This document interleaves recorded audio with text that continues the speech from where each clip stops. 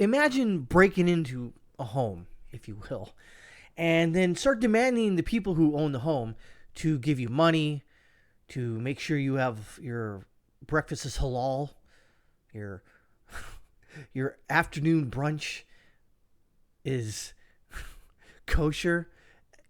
Can you imagine that? And then you'd have to force to help these people out that are in your home illegally, by the way, who broke in to your home, which is a crime, by the way, but whatever. That's just me. So, in the blue stronghold of Colorado and a very, very, very azure blue Denver, Colorado. I've been to Denver a few different times, and it smells like weed. Right?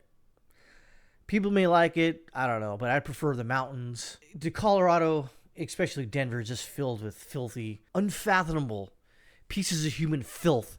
Democrats and socialists and communists and liberals and liberal progressives. It's filled with them. So it makes perfect sense that migrants send mayor lists of 13 demands, including culturally appropriate ingredients for meals. You heard that right, folks. They don't have food. They don't really have any money, apparently. But they demand a lot.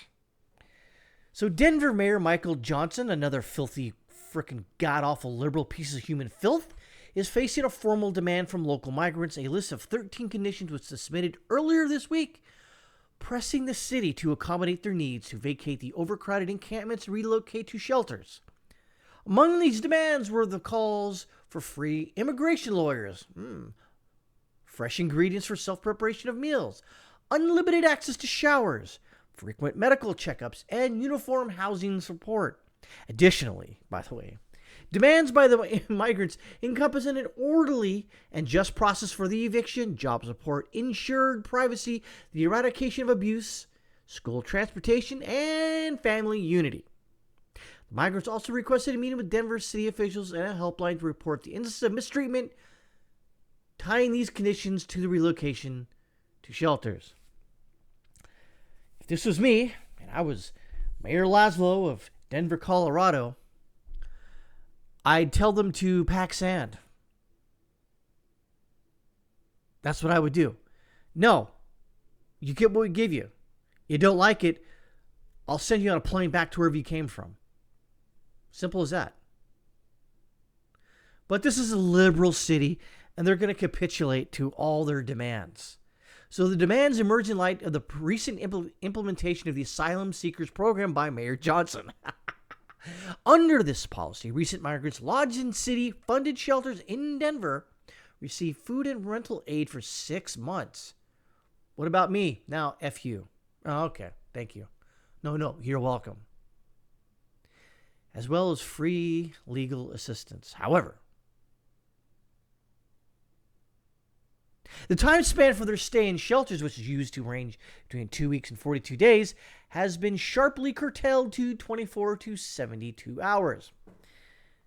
This change, in addition to Denver's accommodation of over 40,000 migrants last year at an expense of 68 big ones million, has sparked intense criticism. Republican Representative Lauren Boebert condemned the migrant proposal, describing it as the utterly unreasonable, and articulated her disapproval of Denver's invitation for residents to host migrants in their residence. Yeah, by the way, they were saying, hey, here's a hotline you can call, and guess what? You can, someone will house you. That's going to, work out well for somebody waking up with them, some sweaty, who knows what, just, doing unspeakable, unfathomable acts. But that's the whole thing here, is the liberals have gone so far down. They've painted themselves into a corner. And they're wondering, what happened? Well, they know what happened. They kept capitulating. They kept pandering to the left, kept pandering and kept pandering more. And the voices got louder and smellier and more fiery. They decided to pander to that. And here's where we're at. Can it get any worse? Oh, absolutely, this can get worse. If you meet their demands, that gets worse. And you see, I don't necessarily think it was them, the migrants, if you will, that drafted this 13 theses or problems that they want fixed. I don't think it was them. It was somebody else, that lawyers. This is lawyers speak, because if you actually read the whole list and demands, there was no broken English. It was all legal speak. It wasn't written by them. It was an advocacy group, obviously. And that's the whole part of this. They want to make sure that these liberal strongholds in these cities are going to be that way for the foreseeable future. Whoa. And in response to that, they have to capitulate to these things. So later on, when they say, well, Mayor Johnson, he, capitulated to us, and I got, free kosher meals, so therefore I get to, vote for Democrat policies and politicians. This is what they want. Make no mistake about this.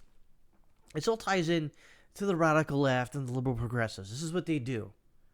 They paint themselves into a corner, and they go, well, I don't know what happened, but we got to say yes to this screaming, disgusting, smelly group over here, or they're going to, throw us out of office.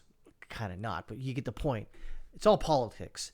And that's what sucks about this, because in no uncertain terms should Mayor Johnson ever meet this demand for these 13 demands. He shouldn't. Not. But he's going to, because, well, if you're a filthy goddamn liberal, you're going to always be a filthy goddamn liberal.